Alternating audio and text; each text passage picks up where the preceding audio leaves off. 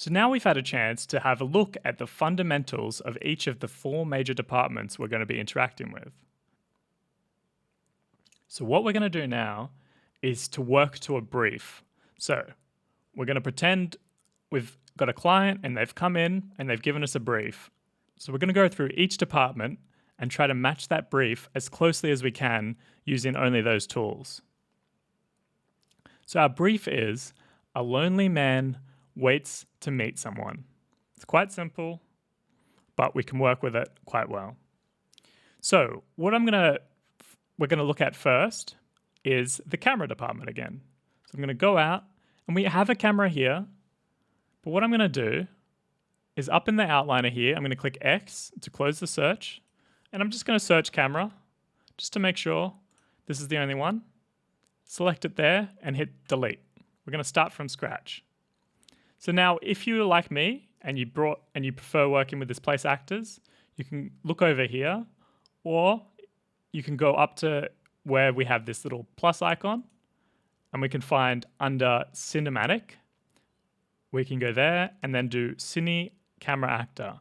So you can click that or click and drag it into the scene.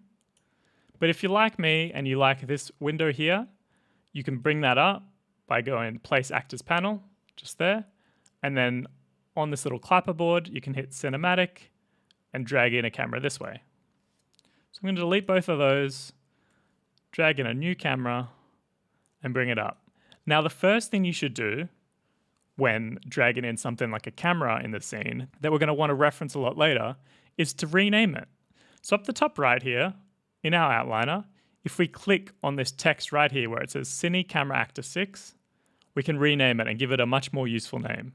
So click it once, and then once it's selected, click it again, give it a sec, and then it'll prompt you to rename. So let's for now just call it cam_01.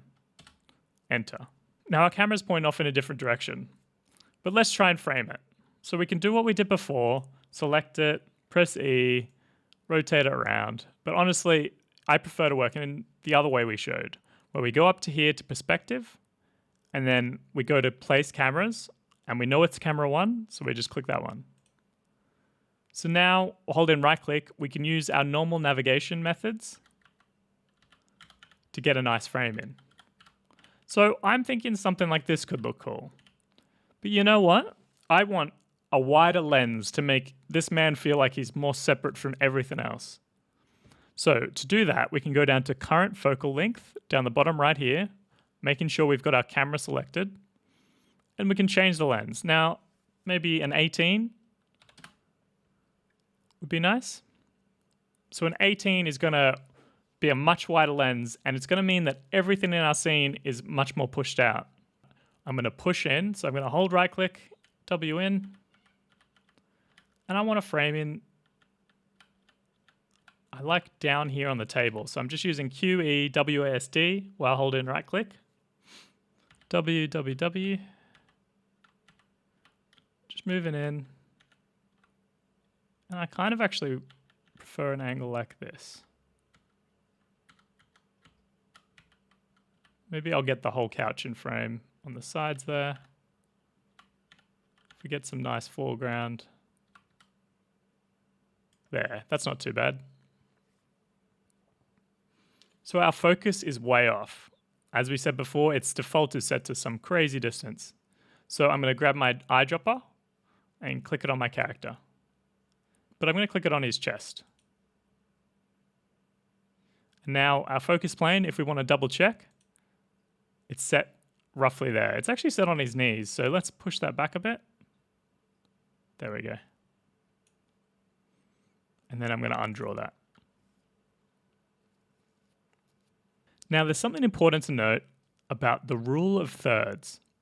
So if you want to create a nice image, in cinematography and photography, one of the most important rules is the rule of thirds. So if I go over here, I change it to the cinematic viewport. It's going to jump me out to here, and then I'm going to go back in and select camera 1. Now, nothing seems to have really changed, right? But if over here at the top, we get this little guides. So you can click this, and we get some grids that come up. So some of these are good for like title safe, if we're keeping text nicely in frame. But this one here, the grid 3x3, is going to be very useful if you're a beginner, because what it gives you is an overlay for the rule of thirds. So the general idea with the rule of thirds is you want objects of interest to sit along these lines. And you want to use these lines to guide how you frame the scene. So you can leave that on while you work and find some good framing. Now I'm going to turn that guide off. So now we just set up our camera according to our brief. So he's kind of isolated by himself with lots of space on either side.